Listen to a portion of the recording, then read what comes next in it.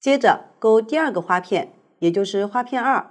首先用对应颜色的线进行锁针环形起针，方法和花片1相同。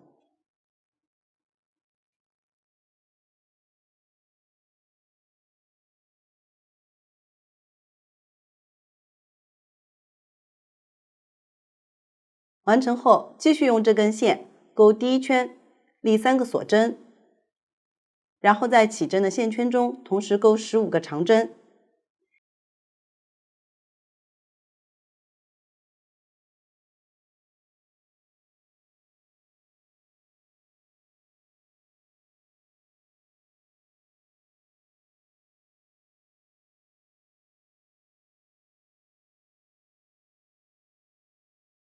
加上起立针，相当于钩了16针。最后引拔连接。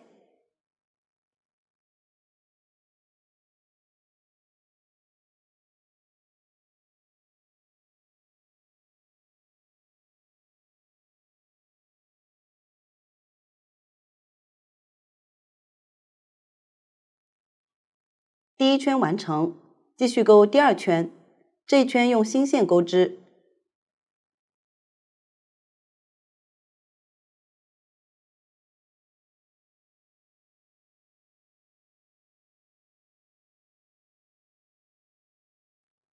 首先，在刚刚引拔的相同入针位置接线，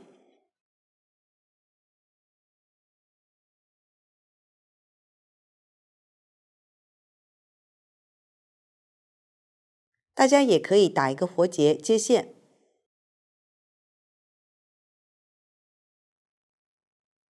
立一个锁针，同一个位置钩一个短针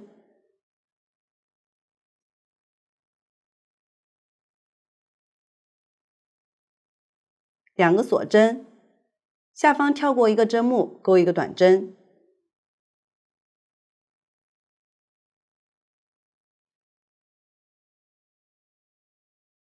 左侧相邻的针目同时钩3个长针，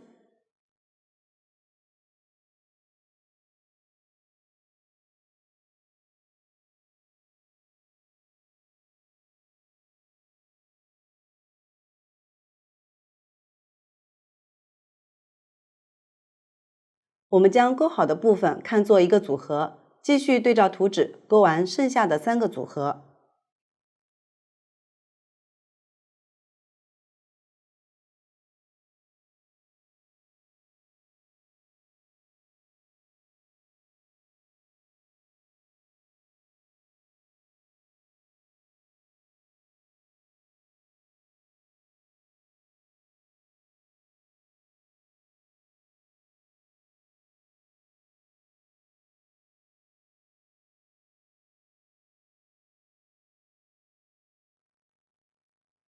现在第2圈就讲完了，继续钩第3圈，这一圈用圆线钩织。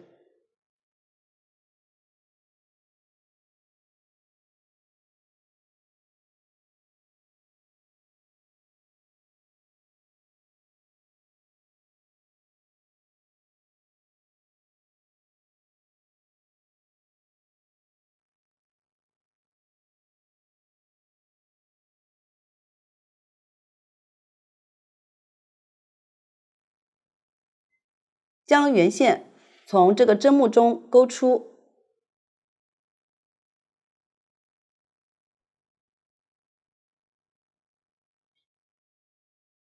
立一个锁针，同一个位置钩一个短针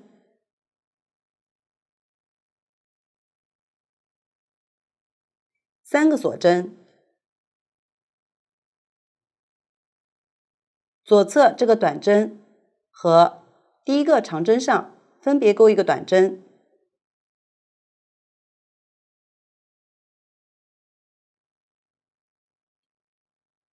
中间这个长针上先钩一个短针，然后钩6个锁针，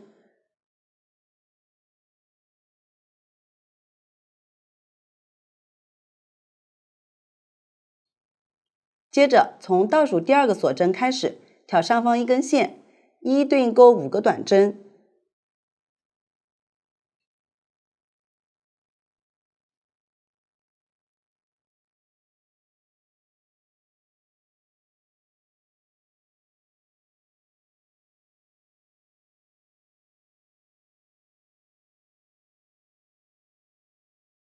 完成后，继续在中间这个长针上钩一个短针，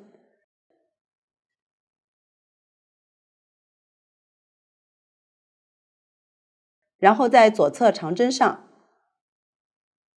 再钩一个短针。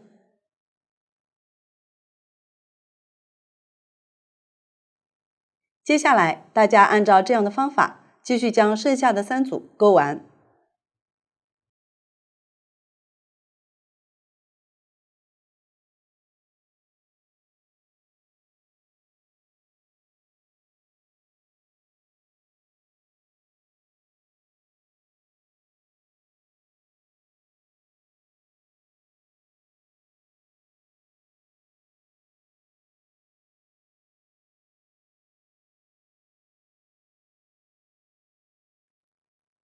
现在第3圈就钩好了，继续钩第4圈，这一圈用新线钩织。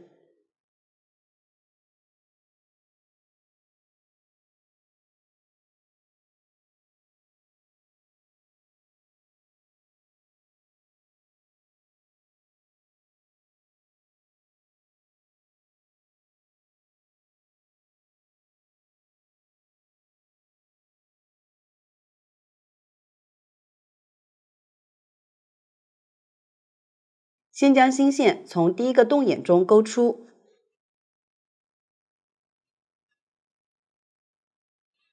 立4个锁针，然后在洞眼再钩4个长针，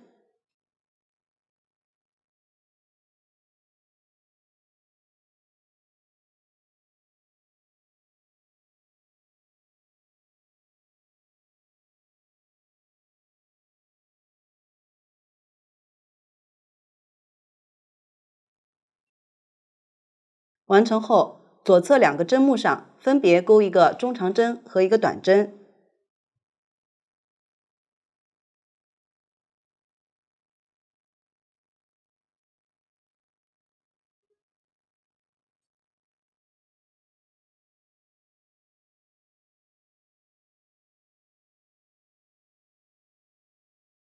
然后在这5个短针的入针位置分别钩一个短针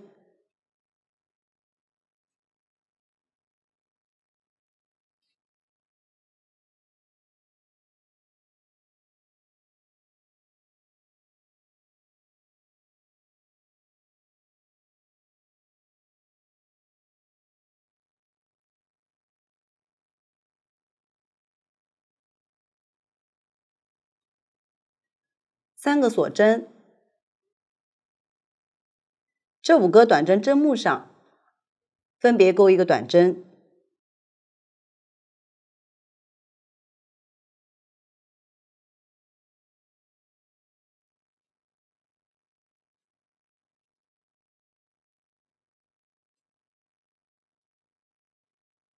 然后在洞眼右侧2个短针上依次钩一个短针和一个中长针。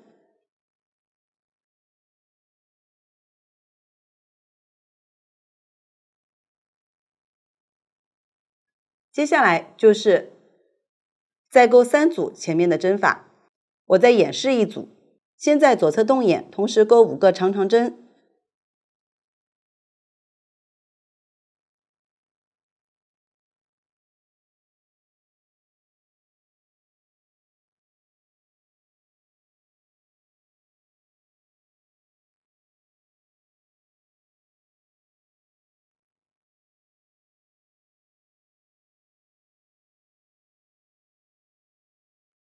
然后在左侧2个针目上分别钩一个中长针和一个短针。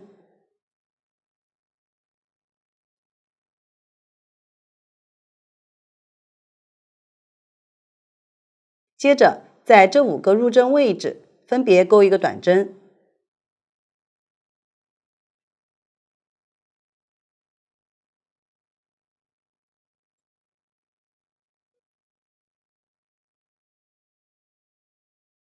，3个锁针，这5个针目上分别钩一个短针，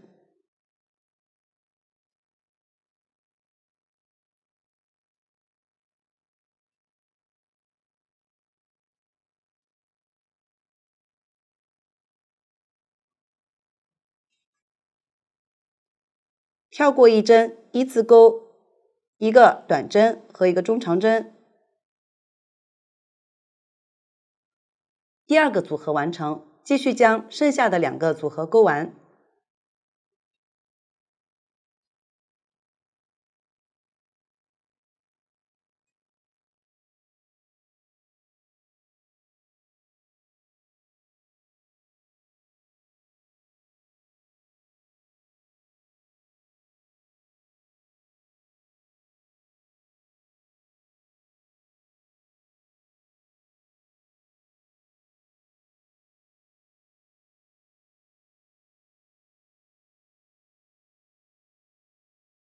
现在我就钩好了第4圈，继续钩第5圈。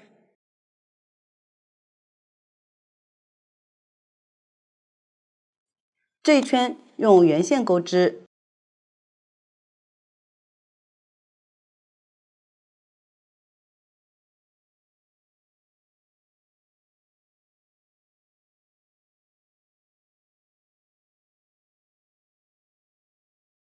将圆线从这个引拔针的相同入针位置钩出。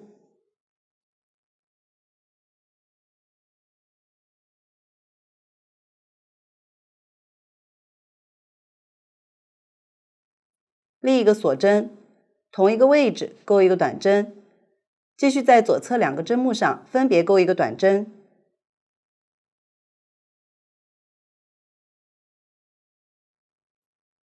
然后钩一个锁针，同一个位置再钩一个短针，然后在左侧钩2个短针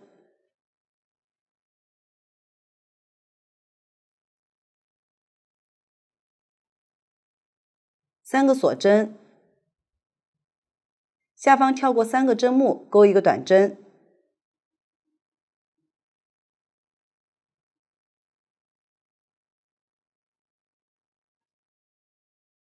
左侧针目上同时钩一个中长针和4个长针。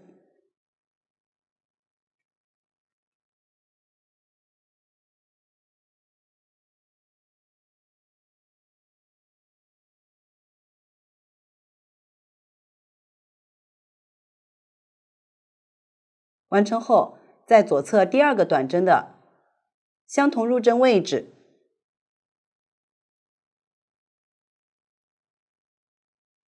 钩一个短针，3个锁针，继续在这一侧第1个短针的相同入针位置钩一个短针，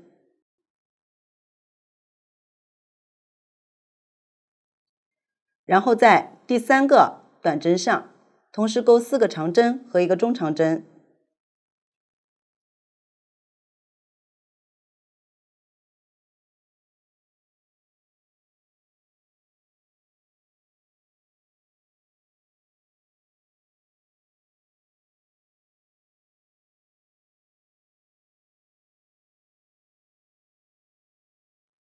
完成后，左侧相邻针目钩一个短针，再钩3个锁针。接下来大家参考前面的演示，结合图解继续将这一圈钩完。继续钩第6圈，这一圈用新线钩织，将新线从上一圈最后这个大洞中钩出，立3个锁针，同一个大洞再钩2个长针，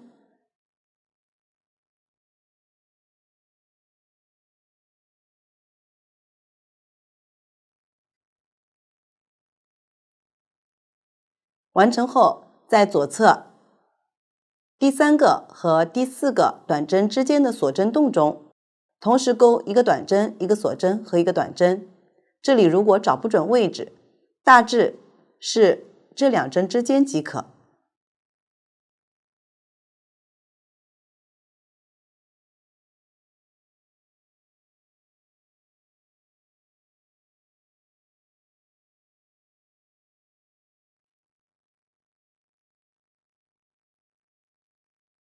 完成后，左侧大洞中同时钩3个长针和2个长长针。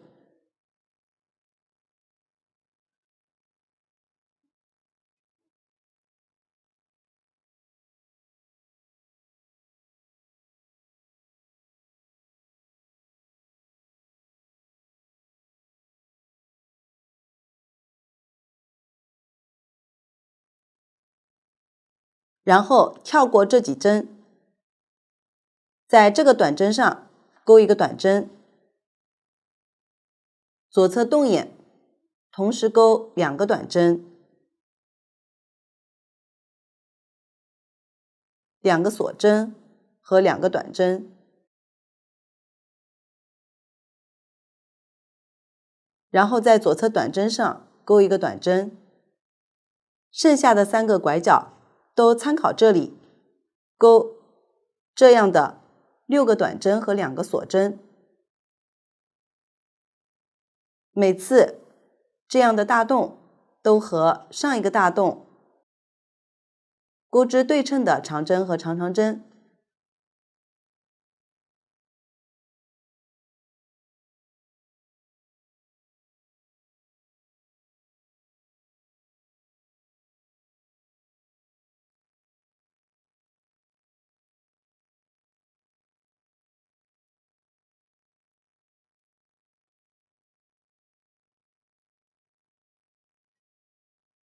这样的2个短针之间钩1个短针、1个锁针和1个短针。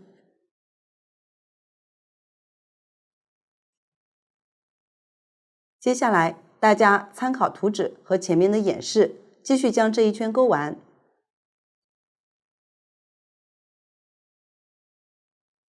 也就是结尾在开头接线的这个大洞中，还要再钩2个长长针。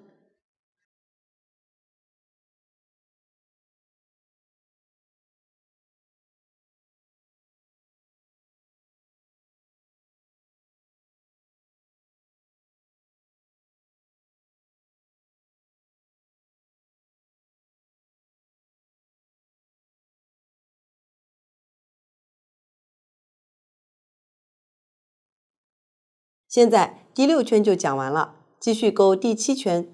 这一圈需要同时用到这2根线，先用新线钩织第3个锁针，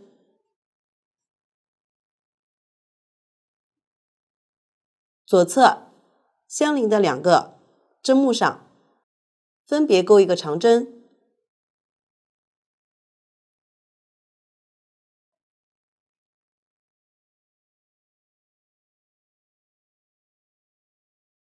钩的时候将原线带上来，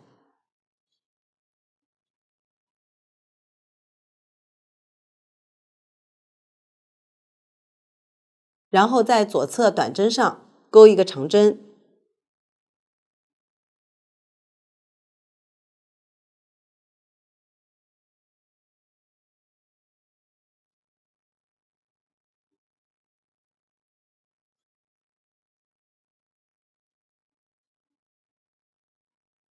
接着用原线在这2个短针之间的锁针洞钩一个长长针5针的爆米花针，后面简称爆米花针，也就是先在这里同时钩5个长长针，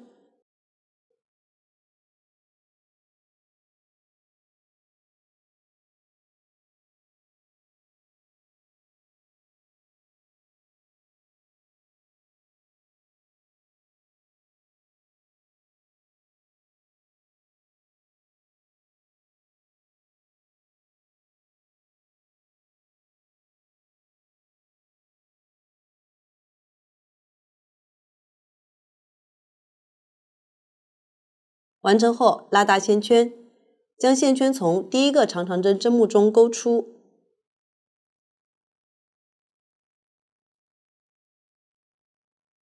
接着换线钩一个锁针固定，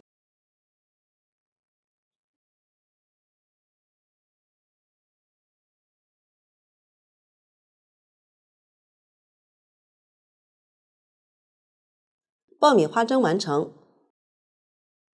然后从左侧相邻的短针针目开始，一一对应钩7个长针。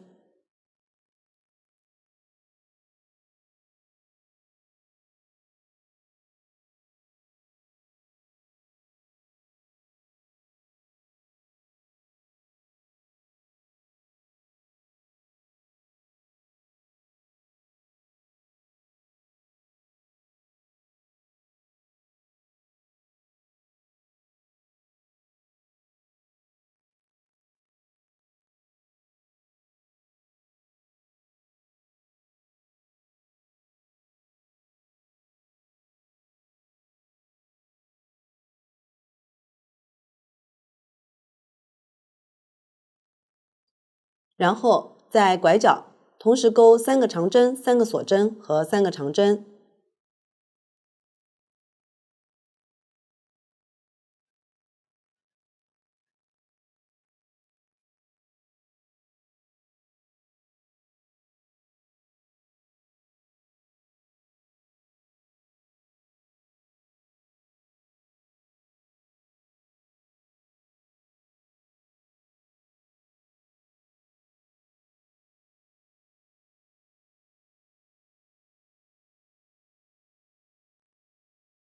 接下来大家继续对照图纸，将这一圈钩完。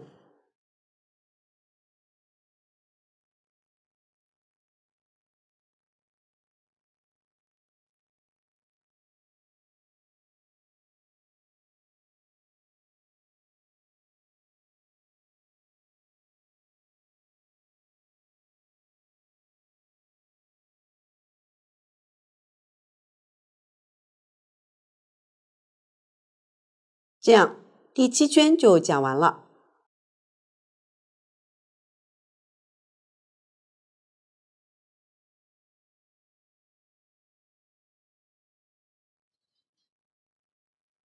继续钩第8圈，这一圈全部用新线钩织。针法除了连接的边合角，其余都和花片1的最后一圈相同。首先，正常对照图纸，钩完第一个拐角的前3个长针，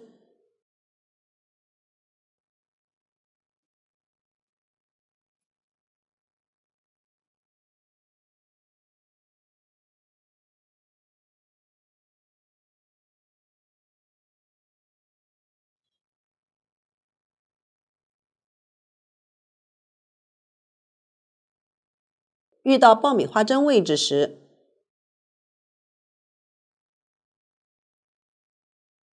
可以挑这样的2根线钩织。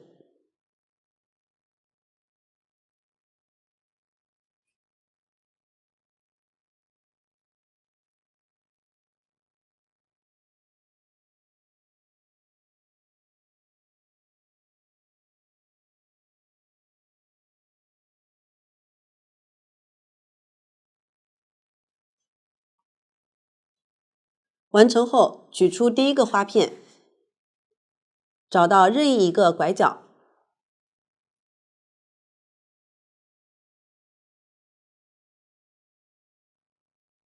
中间长针针目，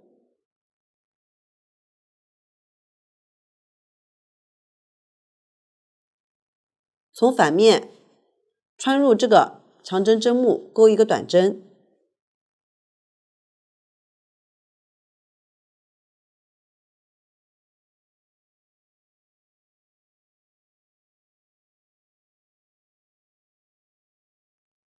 然后继续在这个洞眼将剩下2个长针钩完。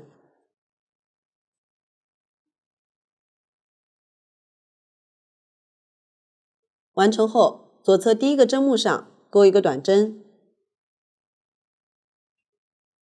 空一针，在这个针目上先钩2个长针，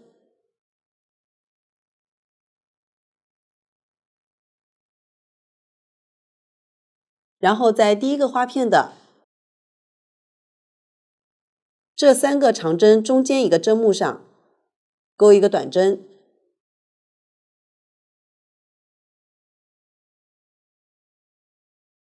继续回到第2个花片，在同一个位置钩完第3个长针，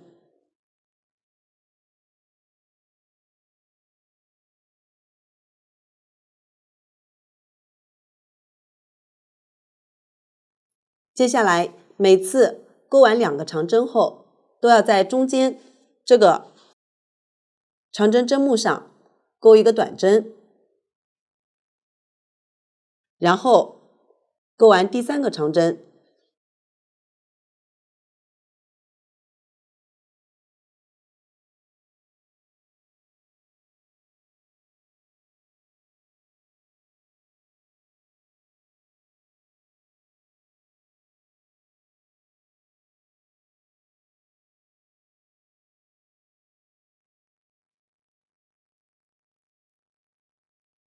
大家继续将这条边连完。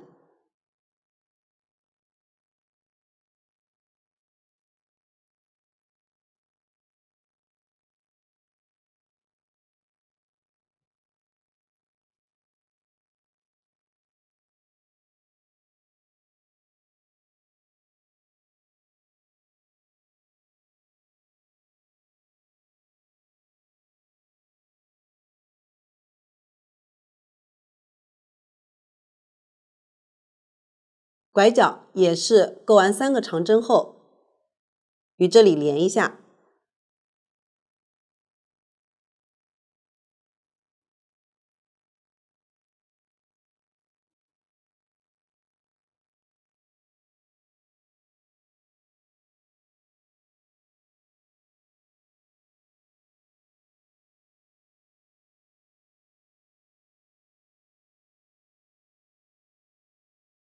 这样就连好了一条边，剩下的正常钩完并断线即可。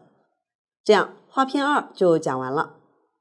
接下来大家往上钩第3个花片时，最后一圈需要与第1个花片连上方这条边。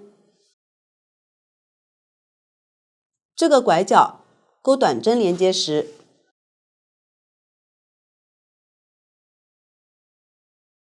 可以挑上一次这里的短针几根线，也就是大致在交界处钩织。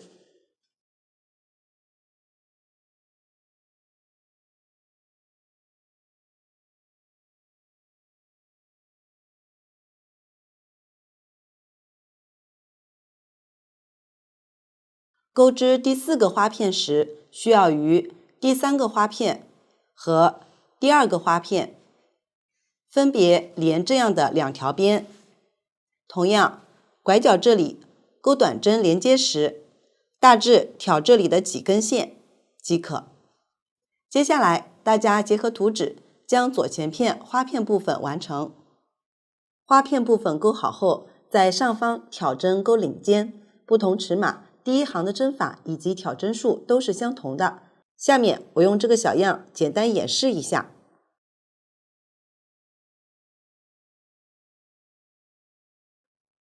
第1行在正面钩织，首先在最上方花片右侧拐角中间长针针目上接线，也就是在第3个长针针目上。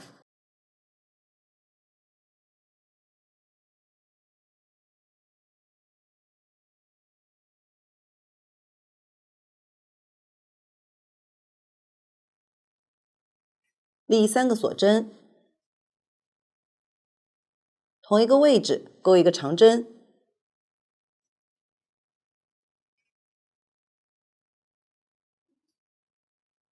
然后在左侧6个针目上一一对应钩长针。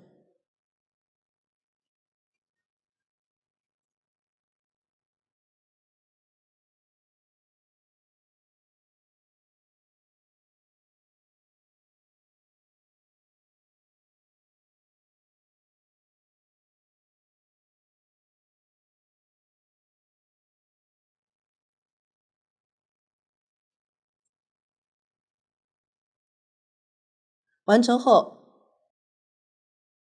这个短针上同时钩2个长针，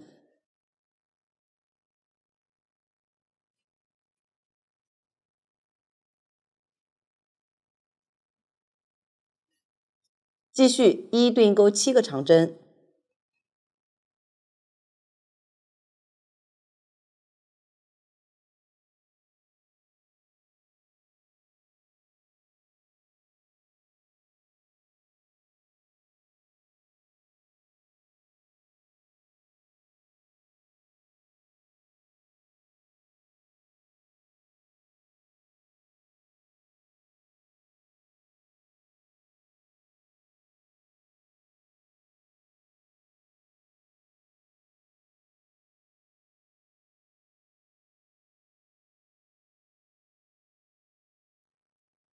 这个短针上同时钩2个长针，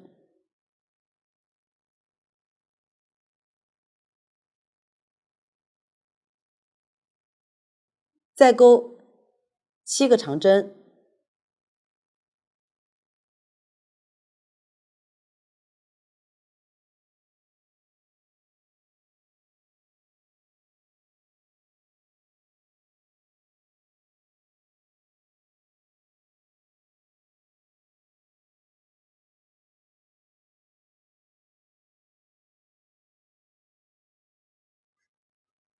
这个短针上钩2针，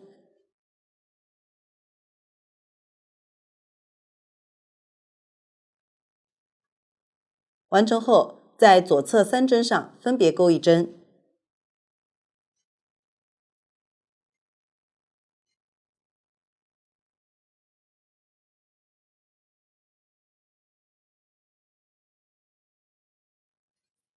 这个花片位置就钩完了。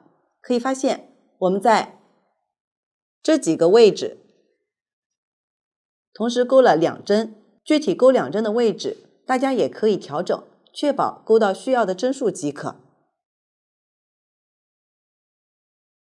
接着可以在这个连接的短针上钩1个长针，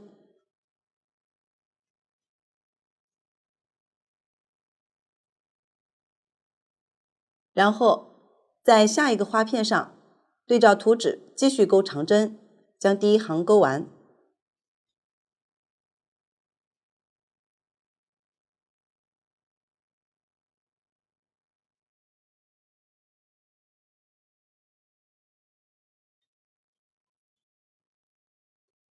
现在第1行就钩好了。接下来大家继续对照图纸，将领间剩余行数钩完。大码没有特殊情况，如果钩织中码或小码，领口这里需要钩中长针3针的枣形针。这个针法我们在小码后片倒数第4行已经讲过了，就是先钩3个中长针未完成针，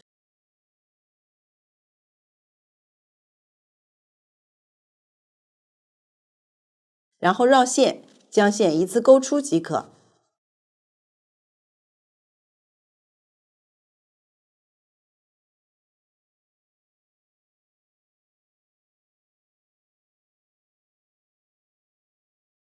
我们将这一行最后一个长针钩完，下一行开头立一个锁针，然后在枣形针、针目以及这个洞眼中分别钩一个引拔针。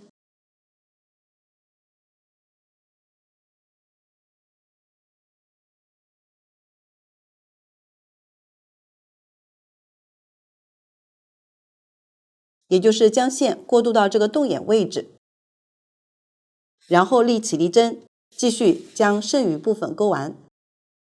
这样领间就讲完了。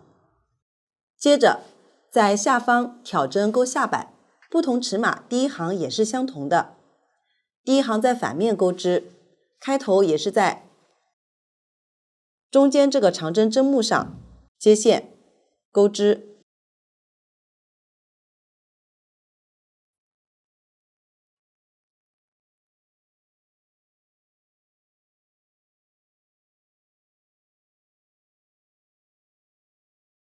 直接钩5个锁针，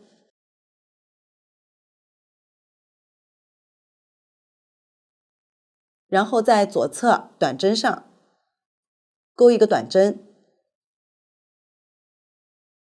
继续对照图纸钩锁针和短针，短针入针位置参考图纸即可。最后一个长针在这个拐角中间长针针目上钩织。接下来大家参考图纸，将下摆对应行数钩完，这样下摆也讲完了。最后钩门襟，不同尺码的门襟针数、行数可能不同。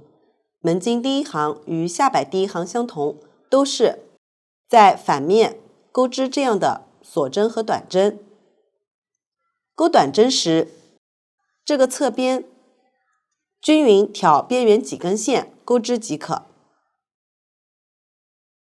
钩完对应的短针后，中间在花片处的入针位置参考图纸，领尖这里侧边也是大致均匀的挑针钩织，剩余行数继续对照图解钩完即可。这样左前片就讲完了。继续钩右前片，右前片也分为花片部分、领尖、下摆和门襟。首先钩织花片部分，然后在上方挑针钩领尖，接着在下方挑针钩下摆，最后在这一侧挑针钩门襟。花片部分的连接方法与左前片相同，只是花片的种类和配色有所不同。具体请参考结构示意图以及配色表。接下来大家参考前面的演示，结合图解，将右前片也钩完。两个前片完成后，进行肩部拼接。肩部拼接就是在反面，同时穿过两个织片边缘的几根线，钩一个短针和2到3个锁针。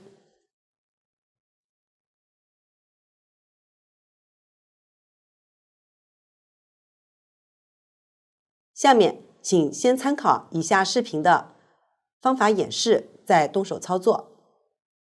首先进行肩部拼接，以右肩为例，将两个织片正面相对，反面在外。可以从任意一侧开始钩织。我从这一侧开始，钩针同时穿入边缘的几根线。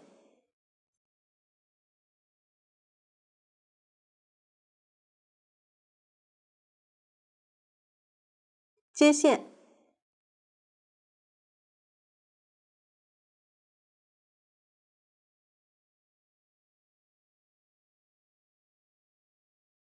立一个锁针，接线处钩一个短针，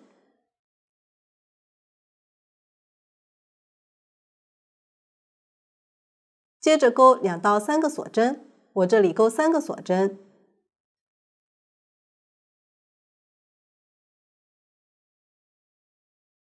间隔一小段距离，同时穿入织片边缘的几根线，继续钩一个短针。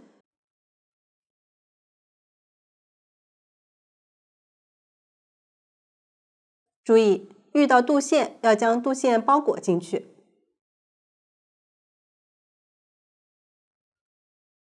这个距离和锁针长度大致相同，确保钩完后织片不会缩起来。拼接就是交替钩一个短针，2到3个锁针，将这条边拼接完成。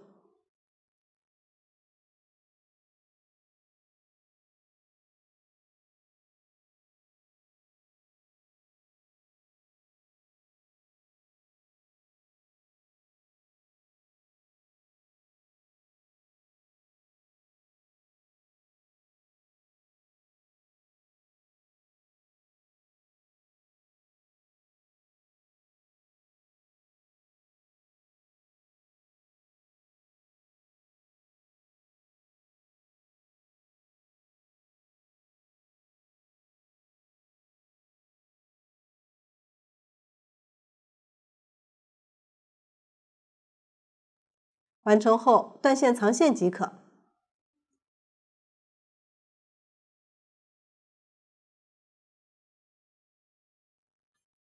这样一侧的肩部就拼接好了。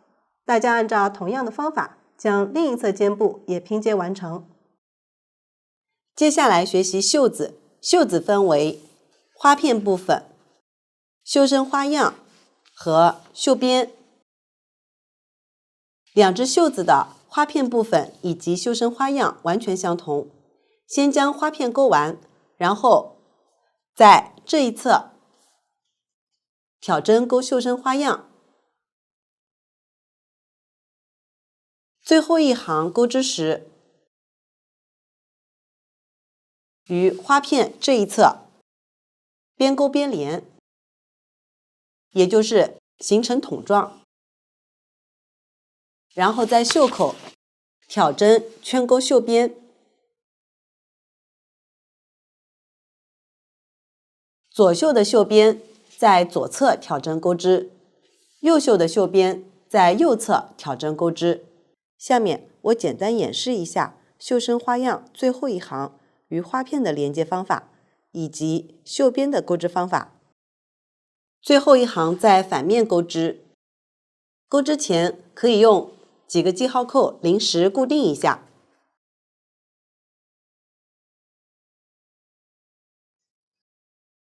反面在外，然后立3个锁针，拉大线圈，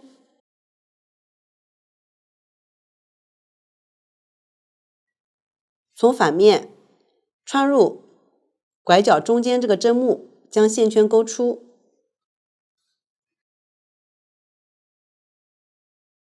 再勾一个锁针，这样就连了一次。继续拉大线圈，跳过一个针目，将线圈勾出，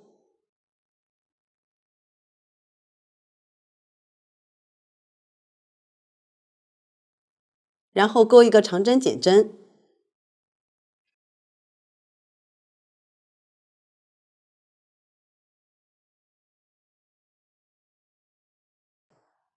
这样又连了一次。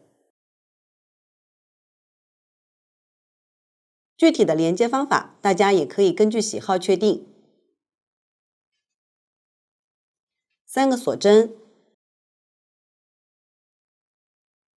在钩下一个短针时，我们要继续于这里连一次。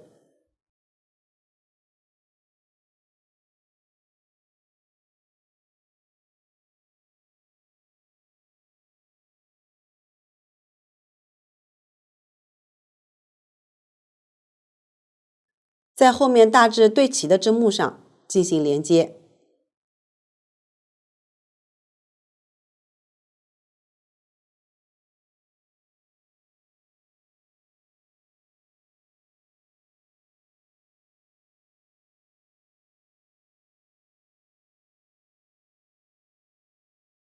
继续按照这样的方法进行连接。每次钩织短针和长针减针时，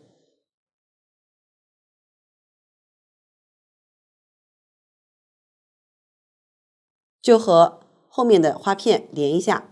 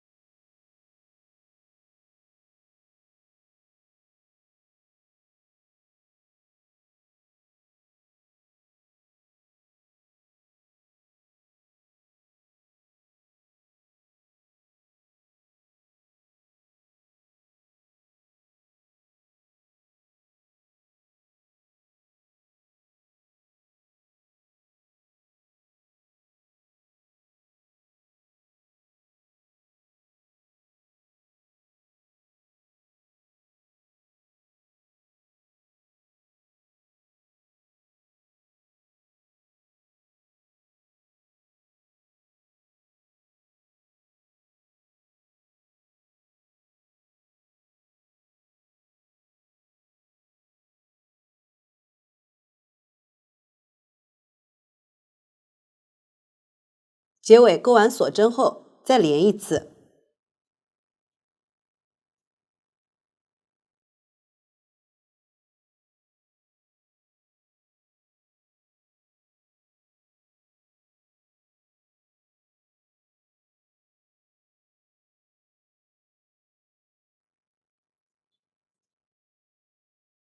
断线，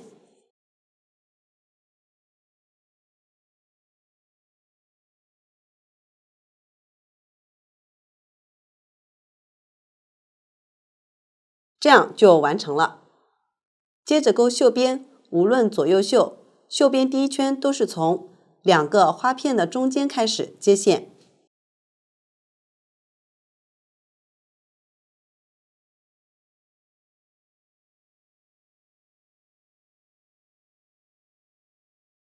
立一个锁针，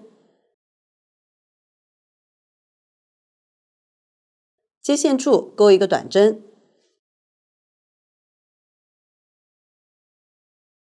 然后对照图纸，在花片的针目上钩织对应的短针。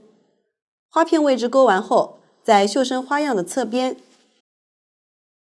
挑边缘几根线钩短针，最后继续在这个花片的针目上钩短针。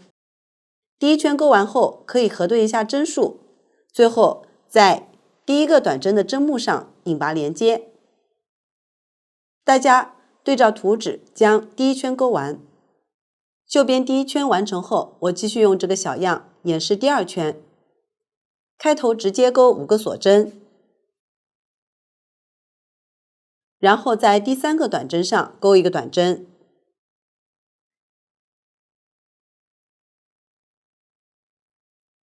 往后交替钩锁针和短针，短针之间都是间隔3针。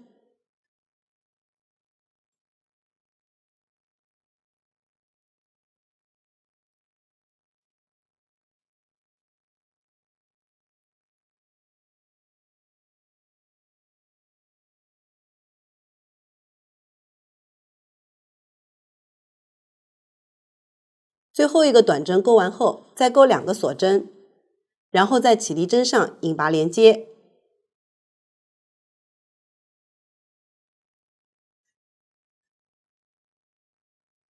第二圈完成，接下来大家对照图纸，继续将剩余圈数钩完，这样袖子就讲完了。袖子完成后，将前后片的下方拼接起来，然后将袖子拼接到袖笼位置。拼接都是在反面进行的，方法与肩部拼接方法相同。大家可以先从下往上拼接前后片，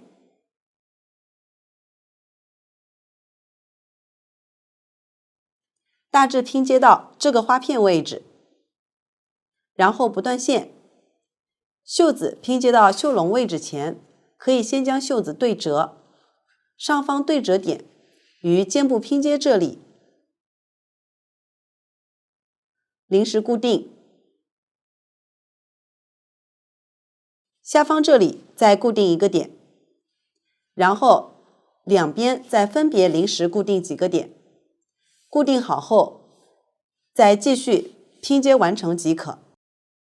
接下来在领口挑针钩领边，领边共2行，第一行在反面钩短针，也就是从左前片这里开始接线钩短针。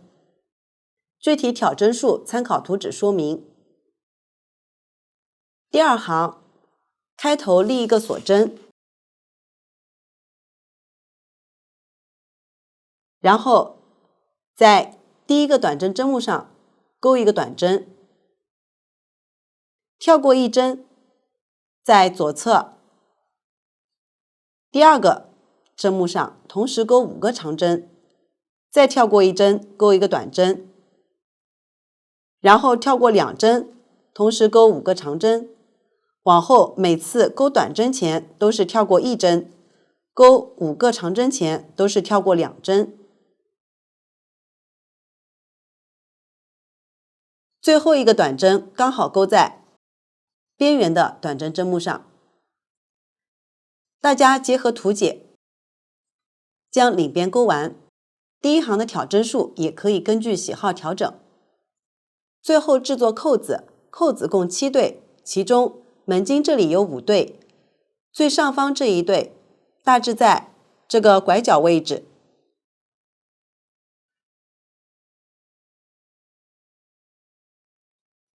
最下方这一对距离边缘3到4厘米，中间3对都是大致于花片中间对齐。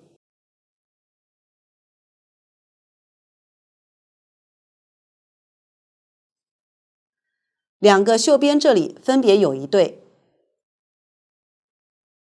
袖边这里的扣子大致在袖身花样中间。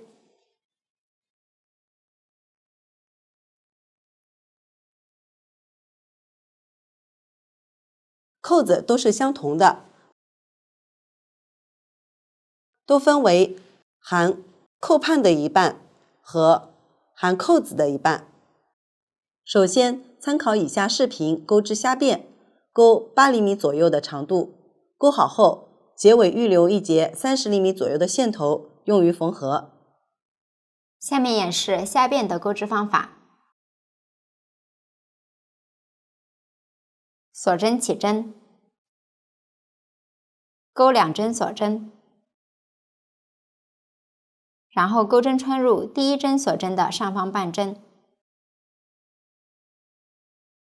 绕线，将线钩出，再绕线，从2个线圈中钩出，钩针保持不动，顺时针转动下方的织片，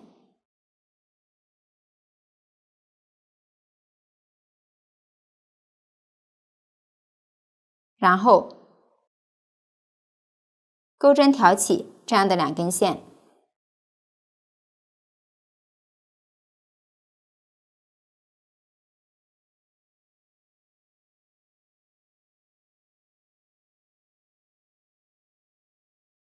绕线，钩出，再绕线，穿过钩针上的线圈，继续顺时针转动织片，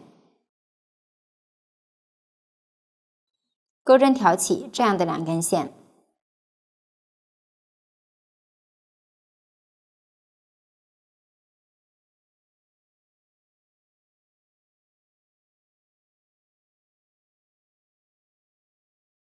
绕线，钩短针，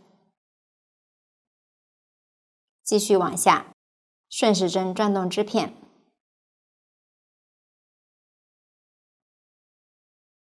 挑刚才相同的2根线钩短针，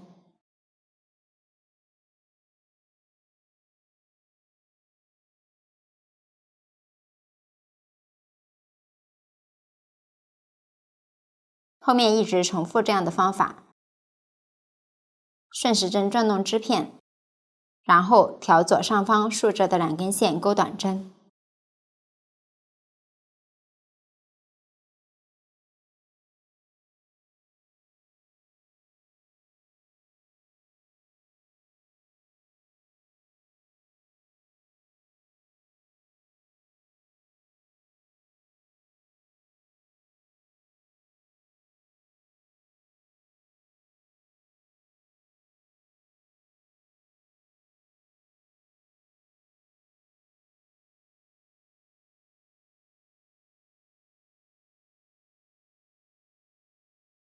钩织到需要的长度后，钩1针锁针固定，留线断线，如果需要缝合，则留长线头。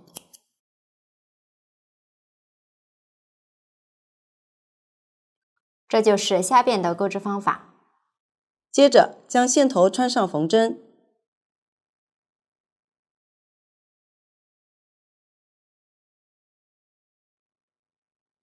然后将虾辫对折，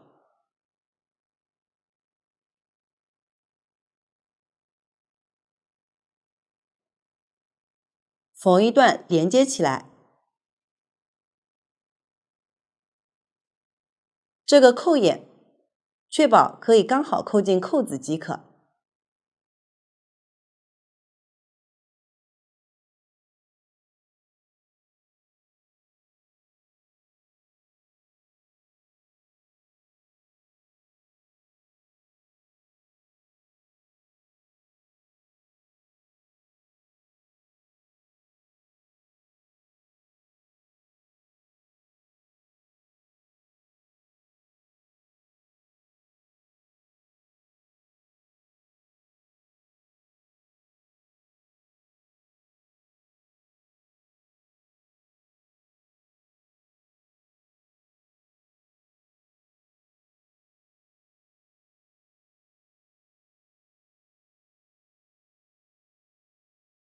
这里缝好后，将其缝到右门襟上。缝合方法没有要求，牢固即可。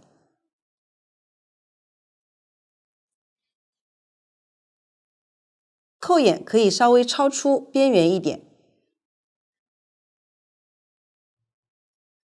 然后钩至另一半，先钩6厘米左右的虾辫，结尾预留30厘米左右的线头，先将虾辫对折缝合起来，这里不需要留扣眼。缝到顶部时，再缝上纽扣，然后将这个整体缝到左门襟上，这里大致与边缘对齐。袖边这里的扣畔这一半位于衣服的前面，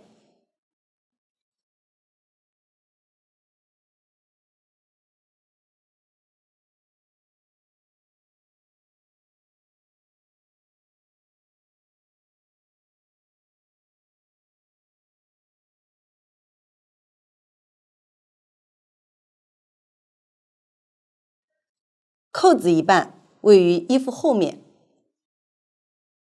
这里是前，这里是后。接下来大家参考前面的演示，将所有扣子也完成。到这里，这款衣服就讲完了。如果大家在编织过程中还有不清楚的地方，可以与我们的客服联系，苏苏姐家一针一线，享受生活乐趣。感谢大家的观看，我们下集再见。